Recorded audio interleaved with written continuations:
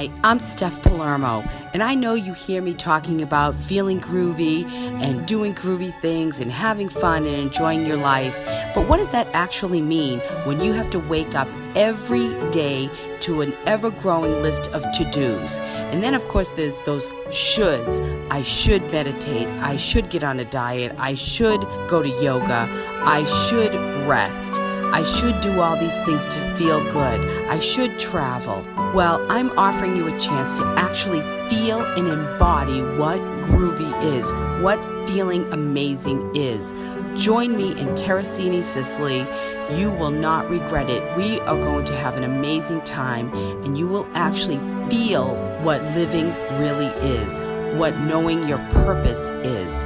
And you'll be able to take that back, not in a list of to-dos, but in how you feel. So I'll see you there in Terracini, Sicily. Don't miss it. This is the Just Steph Show, and I'm your host, Steph Palermo, your Italian Boston girl who's an empath, healer, and all-around seeker of wisdom. Tune in weekly for advice on how to live your best life at work, home, or play so you can feel groovy every day. Hey, it's Thursday, so you know what that means. This is dating advice for second lifers, and it's the Just Steph rules of dating. So, one question for everybody. Who's coming to Sicily with me on retreat in September? I'm going June 5th, and I'm going to be getting everything all set up, but our itinerary is already put together. And this is an all-inclusive. Yes, it includes airfare, and the prices are amazing. You do not want to miss this opportunity to be on this soul journey retreat with me, visit sacred sites, engage in in-person healing circles and meditation and one-on-one soul readings with me. We're going to exercise, and we're going to do yoga, maybe do a walk. And we're definitely going to be going to Marsala for real Marsala wine tasting. We're going to be having dinner at an organic winery, dinner by the sea. So much is going to happen. Cooking lesson and typical Sicilian Sunday dinner with Just Steph. So this is going to be an amazing trip. You do not want to miss it. So say hi in the comments. You know that tomorrow's Love Card Friday, and I will shout out to everybody. But I have a big special shout out today for Jimbo. Happy birthday, Spadoch. So we got a big birthday today. This is a big birthday month. I don't know what was going on in July in everybody's bedrooms, but it was obviously the 4th of July happening. There's tons of birthdays this month. So anyway, happy birthday to Jimmy. And if it's your birthday or your birthday is coming up and you would like a shout out on the Just Steph Show, please reach out to me and I'd be happy to shout out. Or if you have a shout out for somebody else, if somebody you love's birthday, then let me know. I'd be happy to say hi to them. So this is the Just Steph rules of dating. Okay. So let me get into that. Make sure you say hi in the comments and hashtag replay if you're watching later. So today I want to talk about the list. And why do we make a list? So this is what I think people are not really clear on what works for them, what doesn't work for them in a relationship. So I think sitting down, and especially at this age, we know there's certain things that we're not going to put up with that are absolute no-nos. Make a list of those red flags that do not work for you. You know, at this age, if you don't know yourself enough, well, first of all, you need to come see me and get help. But you should know enough what didn't work for you, what works for you, what you really want, okay? And so there's a list of those, red flags that, is he like 55 years old and living in his mother's basement still and doesn't have a job. Okay. Okay, we get a little suggestion there. You have to take your boyfriend out for his birthday. Okay, absolutely. Make sure it's fun. Celebrate. That's an amazing thing to do with somebody you're dating. But in terms of getting to that point, we need to figure out what is going to work for us. So make a list. Make a list of those non-negotiables. Okay, even right down to height. Do they have a job? Do you want them to have a job? How about a great sense of humor? Family values, all those things. Okay. You want to put that in a list, and you want it, those are the non-negotiables. And then there's going to be things that are negotiable, like maybe the heights, negotiable. Maybe you like somebody who's really super tall, but somebody who's around your height comes into your world and they're awesome. What are you going to do? Let that go over something? No. But, that's up to you too. I mean, I'm not going out with him. He's too tall. Well, you know what, honey, maybe, we're all not perfect. Okay. Maybe you're got a little cellulite or whatever. So make a list of the non-negotiables. And, with Just Steph, I have the 4 rules to sit at my table. Okay. And here's the thing. The only way you can set up, your criteria to have somebody sit at your table is to know what you bring to the table. Who are you? Know yourself.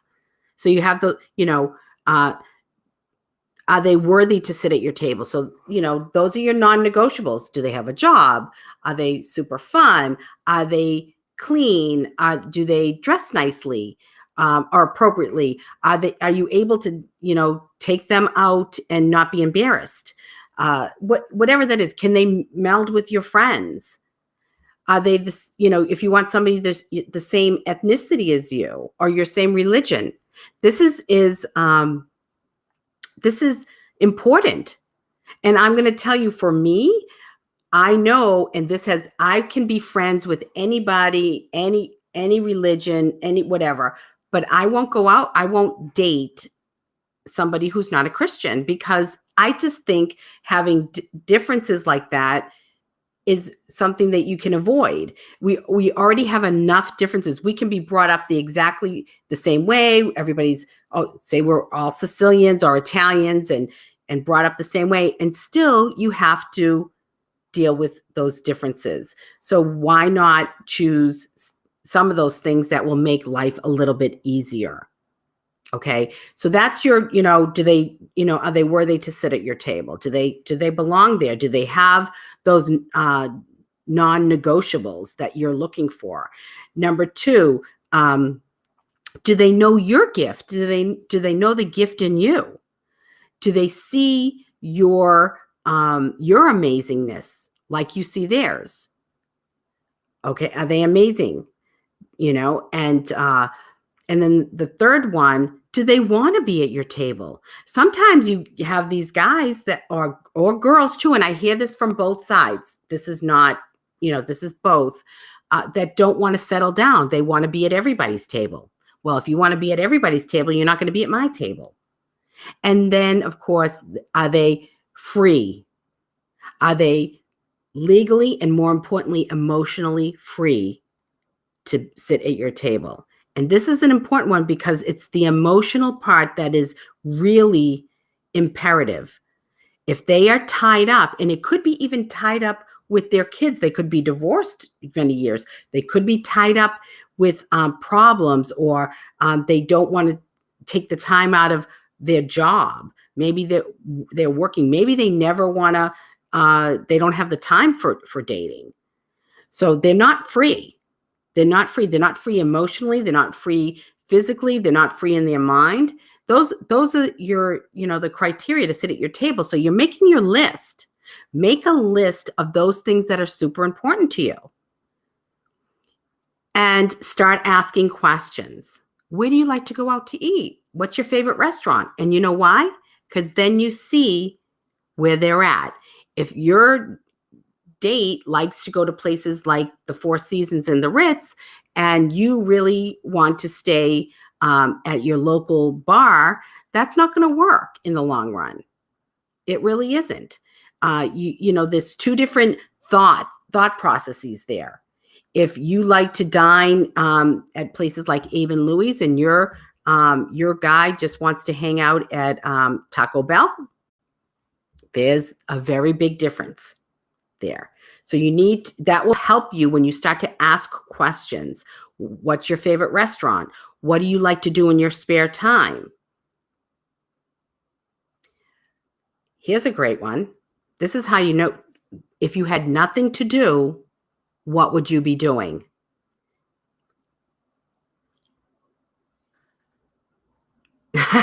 Okay, so this is a question. If he says don't ask questions, is that a red flag? I would say so, because they have something to hide. They're not communicative, or they don't, they just don't want to share anything with you. And that would be a red flag for me. But you can ask the questions in a way that it's conversational, like over dinner, like, so, or when you're talking before you meet, what's your favorite restaurant? What do you like to do in your spare time? What do you like to read? If he says, I haven't read a book since 1920, and you're an avid reader who's very intellectual, that might be a red flag for you. Right? That's kind of important. If you like to have intellectual conversations or deep conversations, and they just can't get below the surface at all they want to talk about is nothing, because they don't have the capacity or the brain power for it, that's going to be an issue. That's going to be an issue down the road. It might be fine for the beginning because you're having fun and there's butterflies and you are having a good time and you're laughing and you're going out and whatever, and it's all new. But down the road, it could be a problem. It could be a problem. Does somebody joke too much? And you don't have that sense of humor. Or maybe they're too stiff and they don't like to joke at all. It's important. Ask somebody, if you were to have dinner and you had 8 seats, you had one of the seats, who would you invite from across all time periods? And I can tell you this, when I was married, you know how I answered that question? My husband wasn't invited. That's a problem.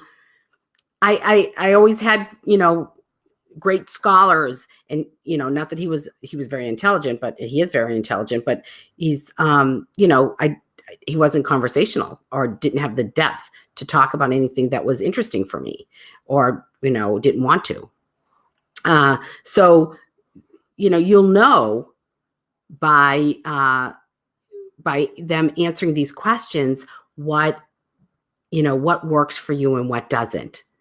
So, and that, if they don't want to answer any questions, I sort of think that's a problem. If you don't care about it and everybody's clear with their intention, if they never want to get married and you do, now these are questions I wouldn't ask going out the gate. Although that was asked of me at my last first date, and I was like, I don't know. And I'm still like, I don't know. That's what it is. It's like, well, we'll see. But there was a time when I did want to be married. And, I was definitely wanted to be married. So, you can ask those questions I would ask a little later on. But, ask them what they like to do. Do they play tennis? Do they golf? If you love, what's the best? I had somebody that I was talking to that owned a boat and on the ocean, and they went sailing every chance they could. And why not? A boat is an expensive toy. And if you don't use it, you're paying for it and not getting any enjoyment. But I can tell you this, I don't want to be in a boat all weekend long, every weekend in the summer. It's just not going to happen. I won't do it. I mean, I want to go maybe once, okay, twice, but I'm not doing that. These were important things. You know, if the best is the hiking. They want to go hiking. Well, I'm not going hiking on a Sunday. I want to cook my sauce. I want to watch TV, maybe do yoga, but I'm not going hiking unless there's a 5-star at the top with my cocktail waiting for me. But people like to hike. That's what they love to do. So these are important questions, and make that list of non-negotiables. What you must have, and then, you know, what you definitely will not put up with. And then I would say those out loud, put it in the universe, and say, the universe, you know, God, universe, spirit, I attract the very best because I am the very best. You know you're amazing. You know you're fun to be around, and you want to attract somebody like that.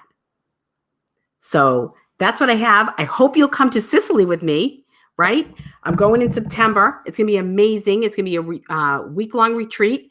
I have all the info. It's not up on my website yet. So, but I'm going to be sharing some of that in the days to come. And don't forget, tomorrow is Love Card Friday. So let me say hi. Okay. Hi, Susan. And Denise, you had the question, is that a red flag? Yeah, that's funny. I think that's all we have today. And Susan, hi, Susan. Okay, so I hope everybody has a fabulous Thursday. Have fun, Jimbo, on your birthday. And so take a risk, be vulnerable, share your heart and love always. Know I love you all. Wishing you love, balance, and peace. Ciao, ciao, baby. I love you. I do. Thanks for tuning in to the Just Steph Show. I really care about you, your happiness, and helping you make great choices for your life. So tune in next week for more wisdom from me. In the meantime, follow me on my Just Steph Facebook page, on Twitter at Steph Palermo. My Instagram account is JustSteph1, and subscribe to my YouTube channel, Steph Palermo.